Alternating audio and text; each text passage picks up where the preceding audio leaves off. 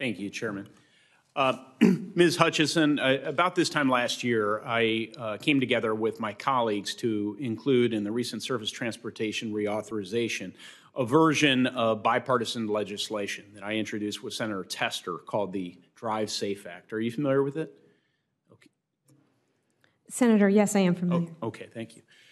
This legislation is now law of the land, signed into law by President Biden.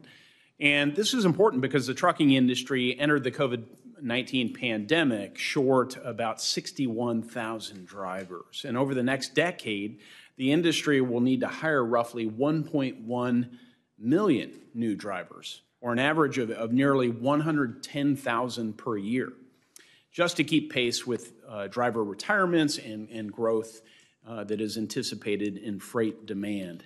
The Drive Safe Act pilot program will help address the driver shortage, provides new career opportunities for young Hoosiers and other Americans, and helps us make the roads safer, all under the same apprenticeship program.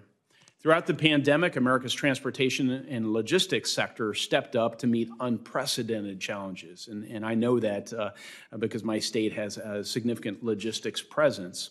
They delivered medical supplies, they delivered equipment and other essential goods across the country.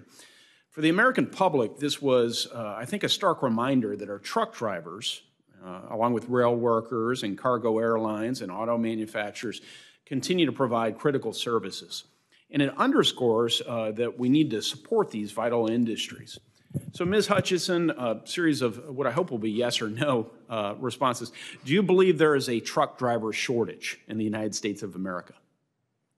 Senator. Not a trick question. Senator, I believe there's a truck driver shortage in the United States of America. Do you believe that allowing an 18 to 20-year-old to drive 5 or so miles back and forth across a state border, say from New Albany, Indiana, over to Louisville and back, is more dangerous than allowing the same driver to travel hundreds of miles back and forth within the same state, say from New Albany, Indiana, way up to Gary, near Chicago, and back to New Albany?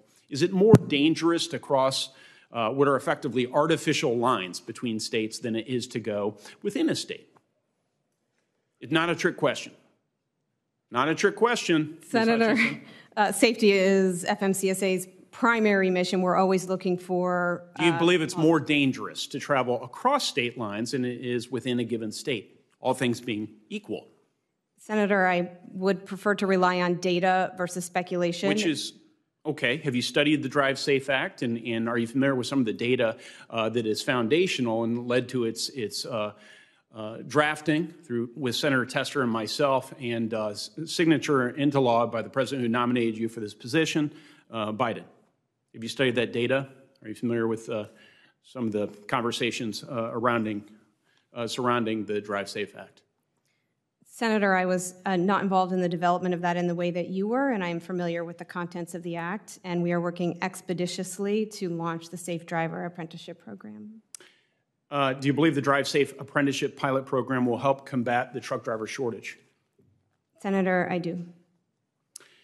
And if confirmed, we commit to continue supporting the swift implementation of this pilot program. Senator, we are working... Pursuant to the federal law. Senator, we are working very swiftly to implement this program. And you'll continue to? And we will continue to keep our work moving very expeditiously. Thank you. We just have, I've got a minute left, so hence the very rapid fire questions. What other steps, Ms. Hutchinson, can FMCSA and the administration take to support the trucking industry and the labor shortage that the industry will continue to face over coming years? And thank you for that question. FMCSA has short and long-term initiatives expediting the issuance of commercial driver's licenses, studying why more women don't enter the field, investigating the truck leasing structures and why that prevents some people from staying in the field, compensation studies, and detention time studies. We are underway with all of these efforts. Thank you. And finally, do you believe that automated vehicles provide a potential solution to truck driver shortages in coming years?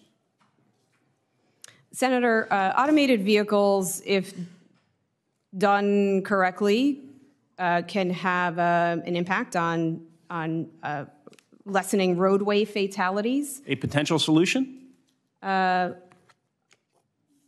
I believe that Senator, automation is technology that can both improve safety outcomes and support innovation for the truck industry as well as the driving public. I do as well. Thank you so much.